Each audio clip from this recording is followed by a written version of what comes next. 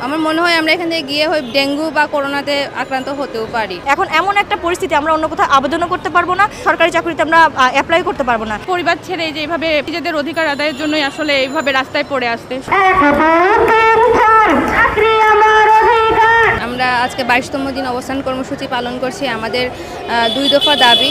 প্রথম দফা দাবি হচ্ছে তথ্যপা প্রকল্পের জনবল সহ আমরা রাজস্ব চাই, এবং দ্বিতীয় দফা দাবি হচ্ছে আমাদের বেতন থেকে এবং বিভিন্ন ভাতা থেকে বিভিন্ন সময় যে টাকা কর্তন করা হয়েছে সেই টাকা আমরা অবিলম্বে ফেরত চাই। এখন পর্যন্ত আমরা প্রশাসনের কাছ থেকে এখনো কোনো আশ্বাসের বাণী পাইনি। লিখিত কোনো ডকুমেন্ট ছাড়া এখান থেকে যাব না। শুধু আমাদের কথা না জেনে আপনারা আমাদের মিনিস্ট্রিতে যান, আমাদের প্রধান কার্যালয়ে যান, ওনাদেরকে একটু প্রশ্ন করুন যে ওনারা কেন আসছেন না বা কেন আমাদের দাবিগুলো মেনে নিচ্ছেন না। বড় সমস্যা হচ্ছে আমাদের মহিলাদের তো ওয়াশরুম ব্যবহারে অনেক সমস্যা হয়, সেটা হচ্ছে পানি নিয়ে সমস্যা হচ্ছে। অনেকে এখানে ইউরিন ইনফেকশনে আক্রান্ত হয়েছেন।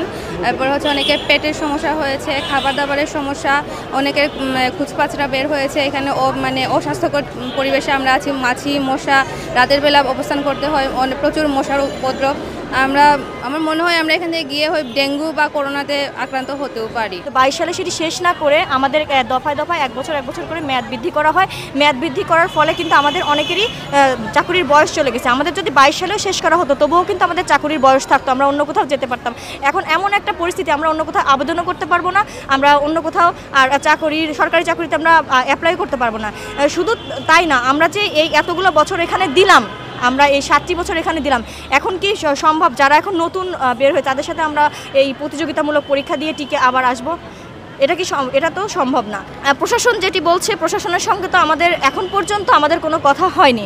মানে আমরা অবস্থান কর্মসূচি আজকে 22তম দিন, ওনাদের দিক থেকে এখনও কোনো ধরনের কোনো যোগাযোগ, কোনো কমিউনিকেশন এখনও হয় নাই। ইতিমধ্যে কিছু আপনারা দেখেছেন যে আমাদের দলীয় কিছু লোক যারা ঊর্ধ্বতন, ওনারা আমাদের সাথে এসে সংহতি প্রকাশ করেছেন, ওনারা একটা আলটিমেটাম দিয়েছেন।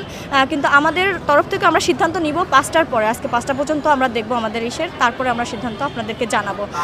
আমরা তো 22তম দিন ধরে এখানেই পড়ে আসছি, কিন্তু আমাদের যারা আমাদের মন্ত্রণালয়ের যে স্যাররা আছে তারা এখনও কোনো পদক্ষেপ নেয়নি। তাদের সিদ্ধান্তও আমরা জানি না।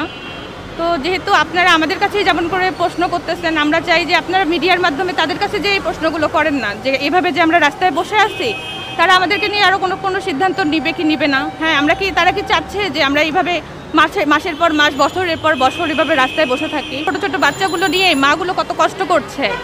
আর আমরা বাংলাদেশের 492টা উপজেলা থেকেই এখানে আসা হয়েছে, প্রতিটা উপজেলায় আমাদের অফিস। তো সবাই নিজেদের অধিকার আদায়ের জন্যই আসলে এইভাবে রাস্তায় পড়ে আসতে। সবারই প্রতিটা মেয়েরই তো একটা নিজস্ব পরিবার আসতে, সবারই পরিবার ছেড়ে যে এইভাবে পড়ে আসে, রাস্তায় পড়ে আসতে, এগুলো আসলে জানি না যে কতদিন থাকতে হবে আমাদেরকে।